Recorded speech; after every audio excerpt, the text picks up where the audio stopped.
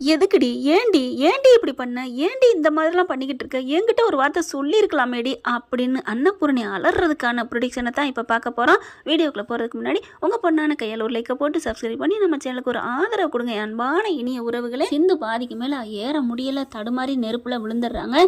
சிவா ஓடி போய் காப்பாற்ற போகிறாங்க. மகா இருந்துட்டு தவிக்கிறாங்க. டே வேணாண்டா, அவள் பண்ண தப்பு இங்கே ஆண்டவன் ஆத்தா காவு கொடுக்குறாடா, நீ வந்துடுடா, சும்மா இருமா. கண்ணு முன்னாடி ஒரு டாக்டர் ஒரு உயிரை இப்படி போக்குறது தப்பு, என்ன நெருப்புலேருந்து காப்பாத்தினவ அவளை நான் எப்படி விட முடியும் அப்படின்னு சொல்லிட்டு சிந்துவை தூக்குறாங்க. விடு டாக்டரே, நீ போ டாக்டரே, நான் வந்து இதை முடிச்சுட்டு தான் வருவேன் டாக்டரே அப்படின்னு சொல்லிட்டு இப்படி தள்ளி விட்டுட்டு அதே இதோட பயணத்தோட போயிட்டு முடிச்சிடுறாங்க. நல்லபடியா முடிச்சு கீழே அப்படியே விழுக போறாங்க. மறுபடியும் சிவா காப்பாத்திறாரு. இப்போ பார்த்தீங்கன்னா சிவாவுக்கும் அடிபட்டிருக்கு, சிந்துவுக்கும் அடிபட்டிருக்கு. நெருப்பு காயம் தாங்க சொல்றேன்.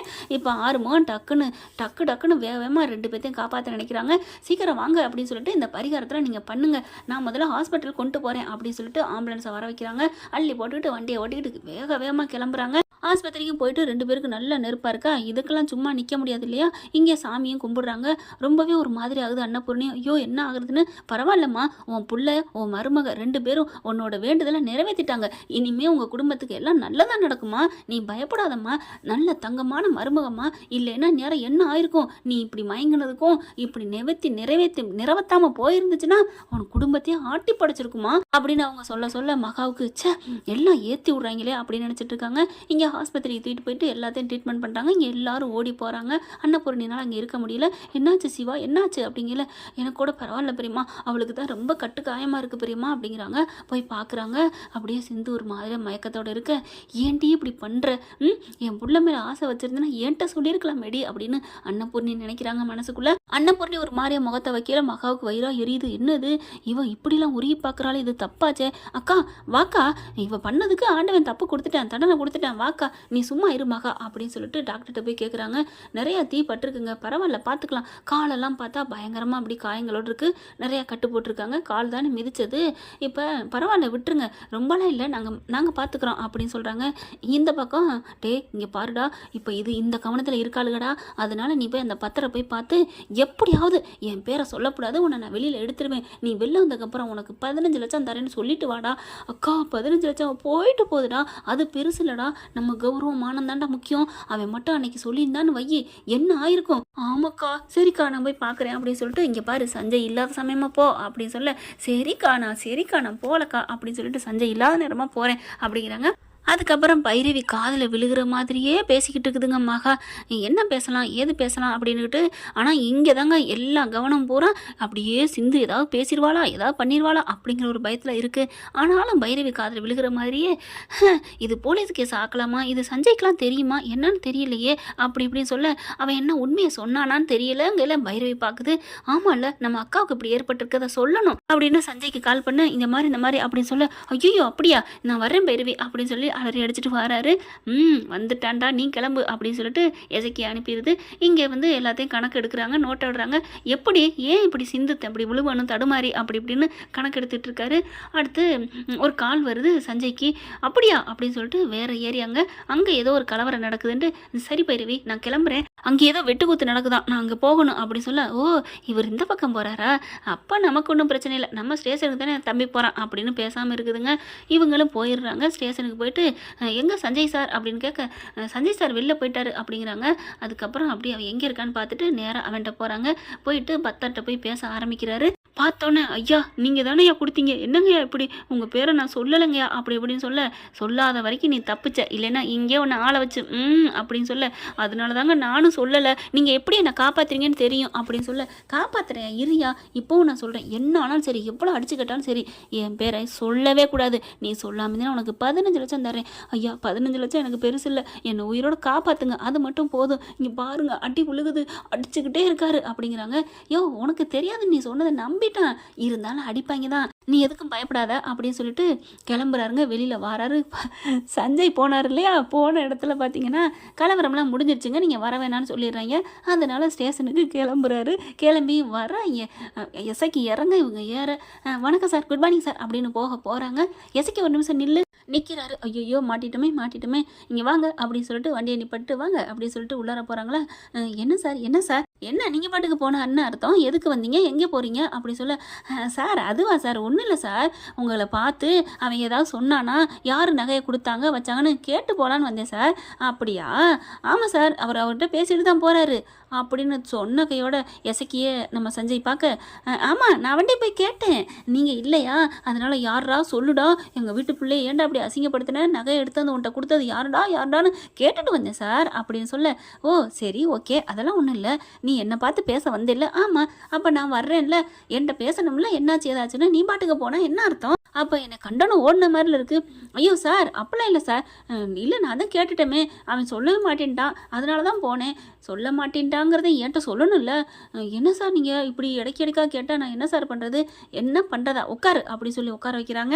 இங்கே எசக்கியை உட்கார வச்சுட்டு இப்படியே சஞ்சய் யோசனை போட்டு மண்டையை குழப்புறாரு.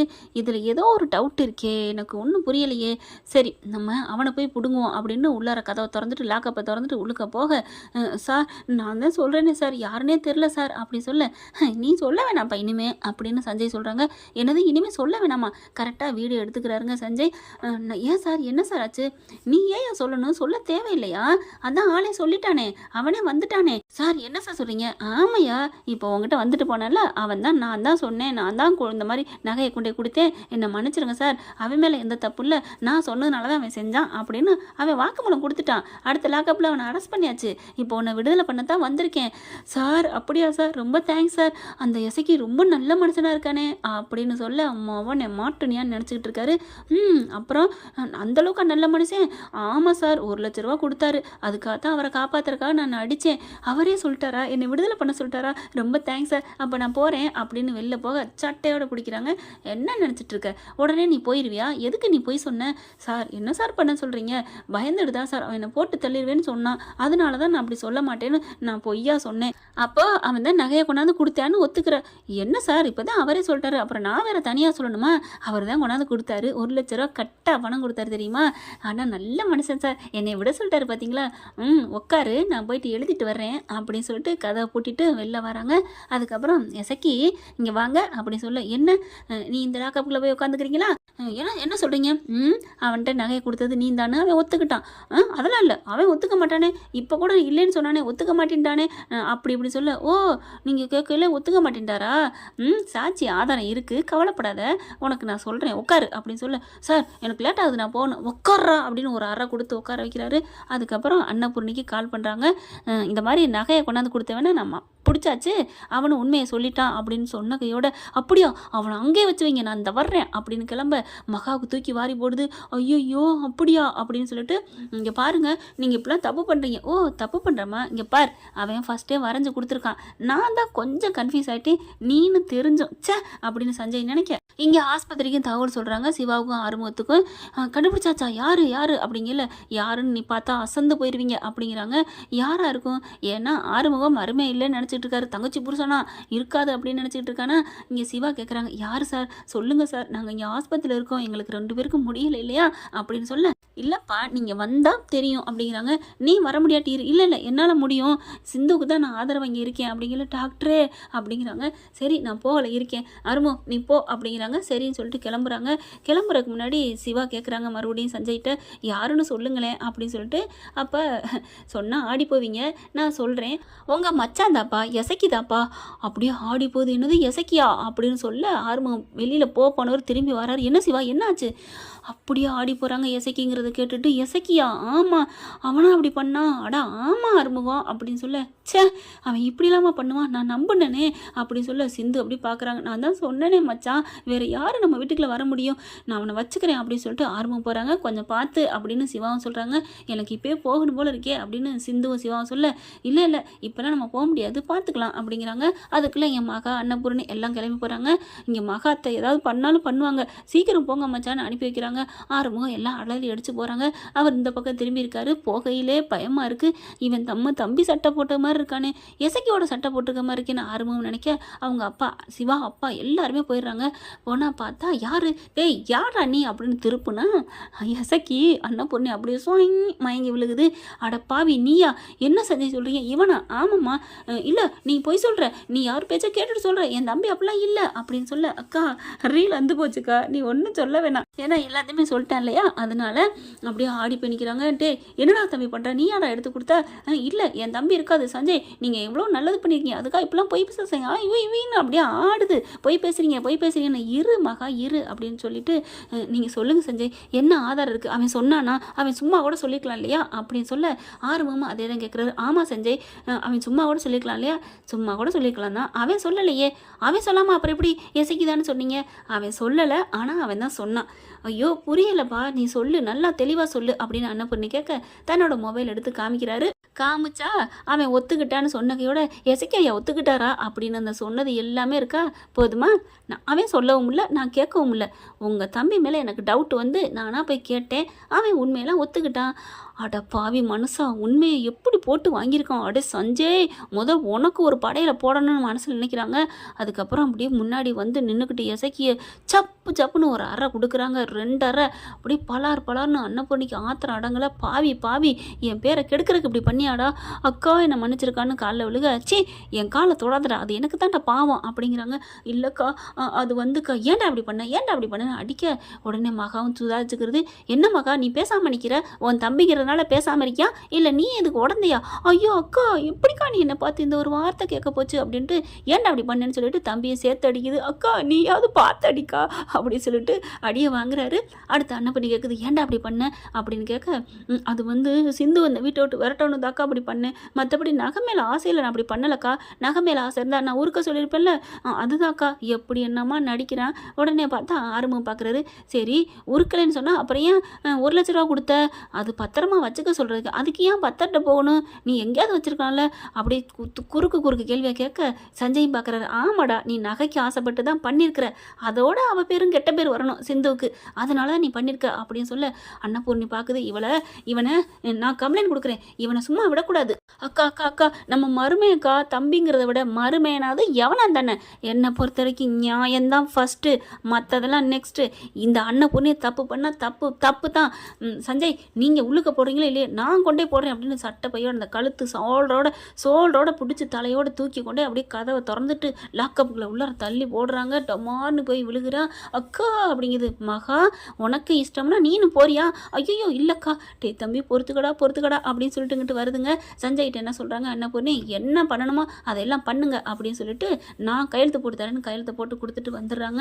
இங்கே நேரம் என்ன பண்ணுறாங்க, ஆரம்பத்துட்டு வண்டியை விட்றா அப்படின்னு சொல்ல மகாவும் ஏறி வந்து உட்காருது. இங்கே பார், நீ வர வேணா, எனக்கு கோவமா வருது, நீ எப்போ வேணாலும் வீட்டுக்கு போய்க்க, இங்கே உன் தம்பிக்கிட்ட இருந்தாலும் சரி. டே ஆர்வம் ஆஸ்பத்திரிக்கு விடுறா வண்டியை அப்படின்னு சொல்ல, அம்மா ஆமாடா அந்த சிந்துவையும் சிவாவையும் பார்க்கணும் அப்படின்னு சொல்ல, என் ஆஸ்பத்திரியினோன்னு ஆடி போகிறாரு. என்னடா சிந்துவேன்னு கடைசியை பார்த்தா சிவாவை பார்க்கணும், அதுக்காக அங்கே போன கையோட சிவா பார்க்குறாங்க. அப்படி நடந்ததெல்லாம் சொல்ல, பெரியம்மா நான் தான் சொன்னேனே பெரியம்மா அப்படின்னு சொல்கிறாங்க. சரிடா விடு, என் கண்ணையே அந்த ஆண்டவன் கட்டிட்டான் அப்படிங்கிறாங்க. எங்கடா சிவா? அடுத்த ரூமில் இருக்கா அப்படின்னோடனே, எங்கடா சிந்து அப்படின்னு கேட்டுட்டு போகிறாங்க. சிந்துவை போய் பார்க்க போகிறாங்க. பார்த்தா அப்படியே ஒரு மாதிரியாக சோகமாக படுத்திருக்கா. கை கால் உடம்பு பூரா கட்டுப்பட்டுருக்கு. நமக்காக எவ்வளோ கஷ்டப்படுறா. கோயிலெல்லாம் வேண்டுதல் பண்ணா, வேற ஒருத்தன் வந்தால் இந்த மாதிரி நெருப்பில் விழுந்ததுக்கு ஓடி போயிருப்பாங்க. ஆனால் பாவம் அப்படின்னு சொல்லிட்டு அப்படியே ஒரு மாதிரியாக உருகுறாங்க. என் பிள்ளைய கட்டிக்கிறாக்கா மட்டும் இப்படி பண்ணியிருக்கா என்று சொல்லியிருக்கலாமேடி, நீ சொல்லியிருந்தா நான் பண்ணி வச்சிருப்பேனேடி அப்படின்னு சொல்லிட்டு அப்படியே வந்து பார்க்குறாங்க. பார்த்துட்டு அப்படி கையை தொடத்தாங்க போகிறாங்க. அத்தை அப்படின்னு முழிக்குது. நம்ம வந்தது கூட இவளுக்கு உணர்வு தெரியுது பாரு அப்படின்ட்டு பார்க்குறாங்க. சிவாவும் எந்திரிச்சு வந்துடுறாரு. டே நீ ஏன்டா வந்த அப்படின்னு சொல்ல, அப்படி சிந்து எந்திரிச்சு உட்காரு எந்திரிக்க வேணாம் அப்படின்னு சொல்கிறாங்க. டாக்டரே உனக்கு ஒன்றும் பிரச்சனை இல்லையே, நீ நல்லா இருக்கியா டாக்டரே? அப்போ கூட பாரு நம்ம பிள்ளையத்தானே நினைக்கிறா அப்படின்னு அன்னபூர்ணி கொஞ்சோன்னு மனசு இலக ஆரம்பிக்குதுங்க. என்ன ஃப்ரெண்ட், இப்படிலாம் போனால் நல்லா தானே இருக்குது. பார்க்கலாம் என்ன நடக்க போகுது. Thank you friends. இந்த வீடியோ உங்களுக்கு பிடிச்சிருந்தா தயவு செய்து லைக் பண்ணுங்க. இன்னும் அப்டேட்ஸ்க்காக சேனலை சப்ஸ்கிரைப் பண்ண மறக்காதீங்க. நம்ம கிட்ட இருக்க எல்லா சேனல்ஸோட லேட்டஸ்ட் வீடியோ அப்டேட்ஸ்க்காக மேல ரைட் சைடுல காட்டுற லிங்கை கிளிக் பண்ணி வாட்ஸ்அப் குரூப்ல ஜாயின் பண்ணுங்க. உங்களிடம் விடைபெறுவது நான் உங்கள் மெஹர்.